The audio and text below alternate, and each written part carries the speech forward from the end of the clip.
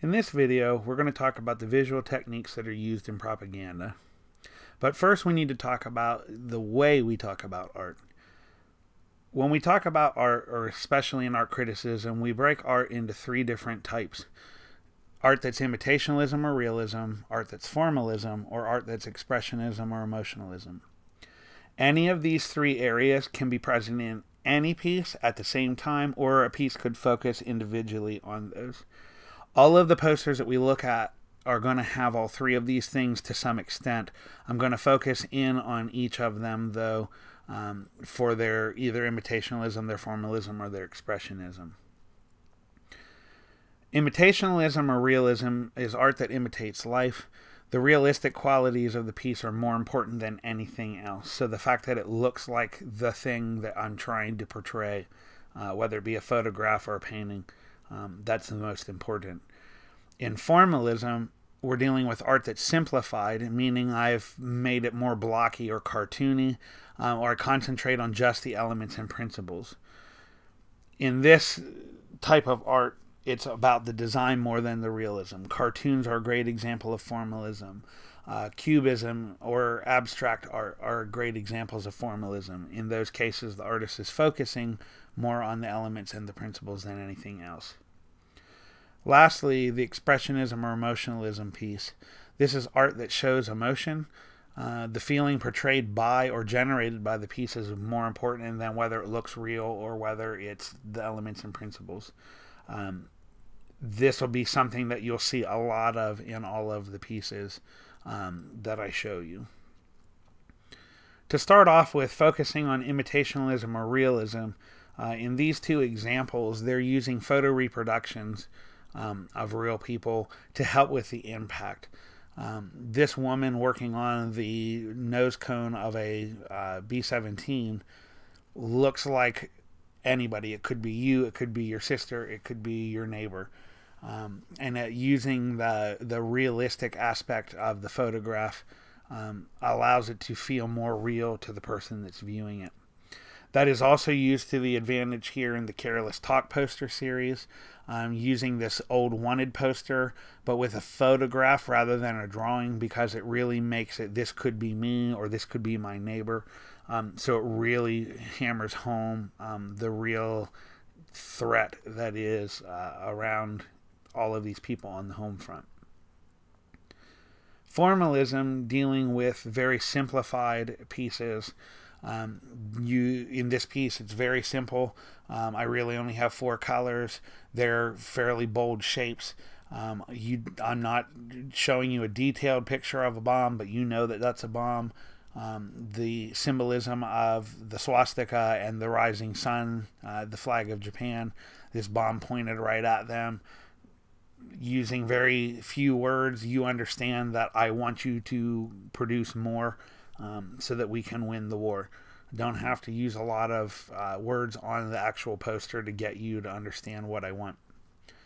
In this one, I use color and that simplification of the pictures of the bombs and the munitions, so that, again, I get the point across quickly. I use emphasis here to draw your eye towards the center. And again, it's sort of give you that ominous feeling. If I don't do my part, we might not have enough of these things. And yes, actually saving bacon fat from the kitchen and taking it to your meat dealer was a really big deal to make the glycerin for the high explosives in bombs. Expressionism or emotionalism really runs through all of these. I really want to tug at your heartstrings. In some of these, that's taken to a higher level.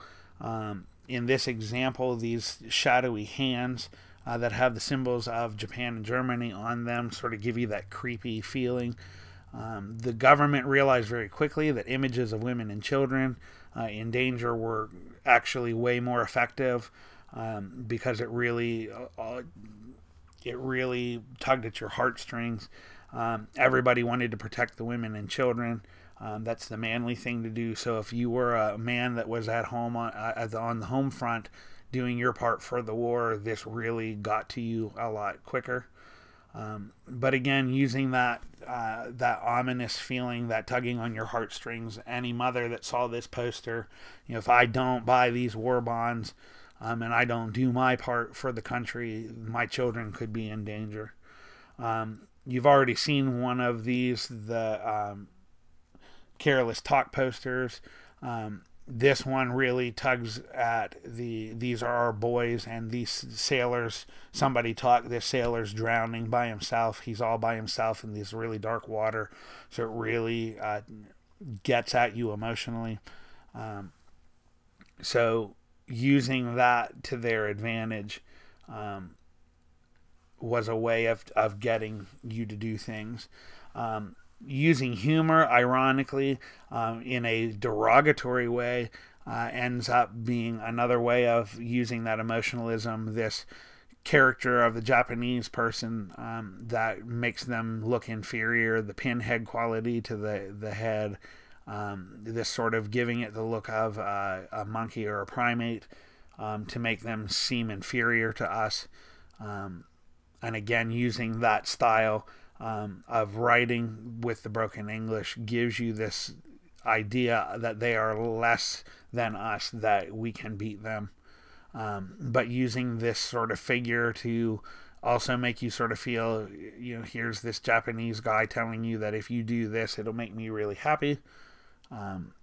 So trying to keep people from wasting, turning in scrap metal, those kind of things. Even in this last poster, you see that swastika on the rear end of the Japanese guy. So that look at the Axis powers being together, and if we don't do our part, they end up winning.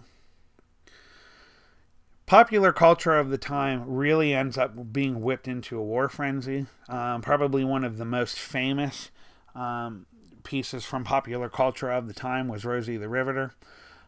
This is a Norman Rockwell painting that was actually featured in the Saturday Evening Post in 1943. Rosie the Riveter ends up actually, Rosies become any kind of female person or female poster that's shown. They all become known as the Rosies, but this is the original Rosie. And Rosie the Riveter was actually a popular song from the time. So this idea of this strong, competent woman dressed in overalls and a bandana as a symbol for patriotic womanhood. Ironically, this painting is actually modeled after Michelangelo's Isaiah from the Sistine Chapel ceiling. He takes the pose of the body, the crossed feet in both pieces, the positioning of the torso, the way the hands and arms are, the look almost on both their faces are very similar, but using that as sort of a tie back to historical pieces. And the idea here was just like Isaiah, it was called by God to convert the wicked. Rosie the Riveter is meant to trample Hitler, and she's doing that under her American penny loafer. The book that's actually being tramped on here is Mein Kampf, which was Hitler's manifesto. So here's that song that Rosie was based off of.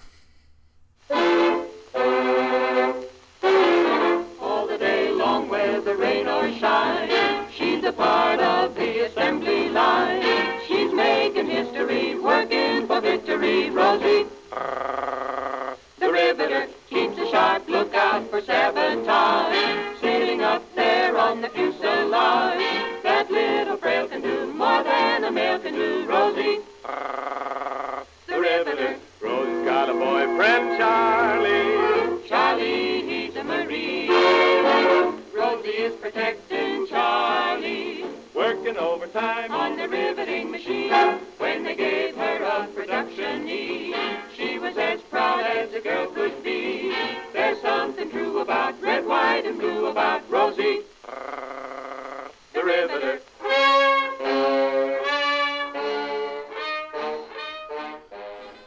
And another commercial or another jingle from the time. Remember, they didn't have TV, so they were either seeing or hearing these things on the radio or in the movie theater. But this is another jingle they heard on the radio.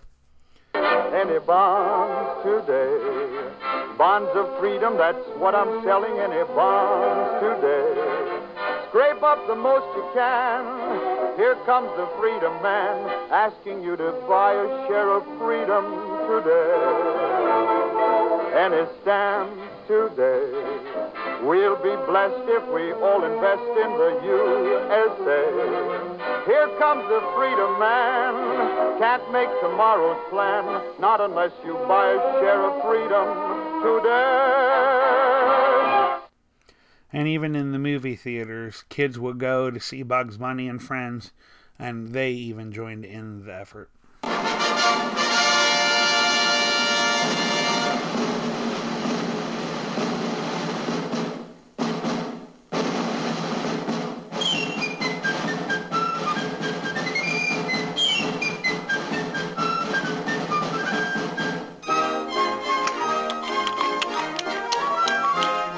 The tall man with a high hat and a whiskers on his chin will soon be knocking at your door, and you ought to be in.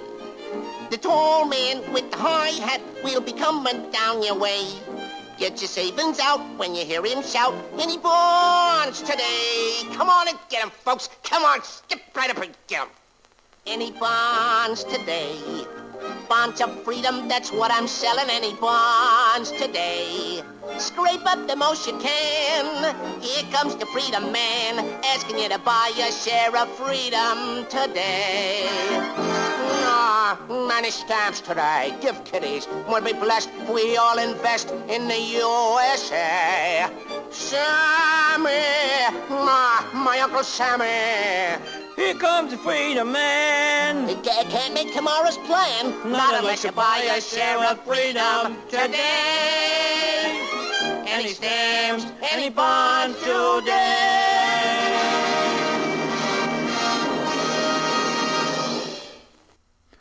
So even the kids were inundated, so they would run home to get their stamps or get their parents to buy the war bonds. Even artists at Disney got involved in designing logos and insignia for the military. It's very popular in the Air Force especially to have nose art. Some of these guys did it themselves. There were cases where Disney actually had artists go out and paint some of the nose cones of bombers especially. But even your fighter pilots had nose art on them somewhere, whether it was simple words or if it was paintings as well. Here you can see Mickey Mouse getting involved in the bombing campaign. You have the Flying Dumbo. You have Grumpy. And you have Donald Duck. And again, this is really popular in the Air Force. The irony of all of this is that we use these techniques visually, having you inundated in the popular culture, but using visual techniques to do it. And I want to leave you with one last poster that ends up actually having an effect after the war, just as much as it has during the war. So see if you can see the reference in this poster to today's culture. So this is a quick look at the different ways that we visually can use propaganda used through World War II examples. So I hope you enjoyed it.